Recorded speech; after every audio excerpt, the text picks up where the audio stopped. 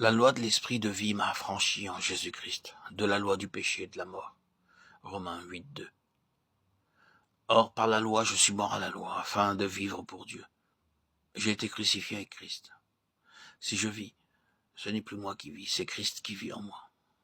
Et si je vis encore dans la chair, je vis dans la foi du Fils de Dieu, qui m'a aimé, et s'est livré lui-même pour moi. Galates 2:19-20.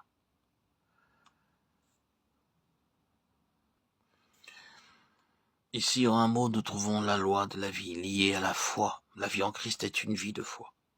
Lorsque nous arrivons sur une base de résurrection par une expérience semblable à celle de Noé, nous sommes inévitablement sur une base de foi. Il est bon que nous le reconnaissions aussitôt. Il est très beau de contempler la vie de résurrection. Chacun d'entre nous donnera une réponse à cette idée. Nous n'aurons aucune controverse ni aucune difficulté à l'accepter. Mais comprenons bien que la base de la résurrection entraîne avec elle, inévitablement et inséparablement, une vie de foi. Il est impossible de connaître cette vie autrement que dans le chemin de la foi. Et c'est dans le chemin de la foi que cette vie grandit. Ces deux choses vont ensemble. L'une découle de l'autre. Le témoignage que Noé rendait tandis qu'il construisait l'arche, c'était qu'il était en dehors de l'état de choses qui existait alors. Il préparait un exode, un moyen, une voie de sortie. Par la construction de l'arche, il déclarait ce fait. Je ne suis pas en ceci, je suis en dehors de ceci.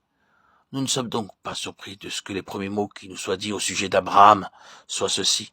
Quitte ton pays, sors. Nous sommes sur le même terrain. Mais arriver sur une base de résurrection signifie arriver sur une base de foi. Noé symbolise la résurrection et Abraham, la foi. Quitte ton pays, sors. La vie elle-même est une vie de foi. Nous ne parlons pas ici de la manière de vivre. C'est la vie elle-même qui est une vie de foi. Et la foi qui est la foi du Fils de Dieu est la vie. Ceci, naturellement, n'est pas une parole profonde. Nous n'aurions qu'à l'exprimer dans le sens inverse pour voir combien elle est simple et élémentaire. Tout ce qui n'est pas foi aura toujours la nature de la mort. Le doute est mort. L'incrédulité est mort. Le manque de confiance est mort, comme toutes les choses de cette catégorie. Les questions, les controverses, tout ce qui est dépourvu d'une simple foi ne peut que nous amener dans une impasse, nous mettre sous un arrêt. C'est la mort.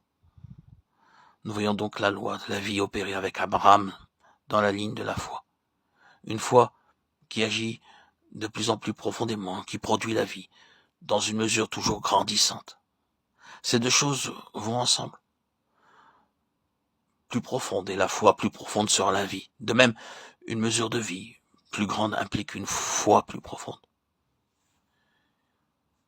Remarquons ici encore que nous revenons au mal fait par Adam pour le renverser, avec tous ces hommes, Abel et Noé et Abraham et tous les autres.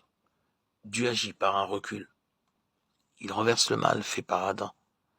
Lorsque nous arrivons à Abraham, nous trouvons en lui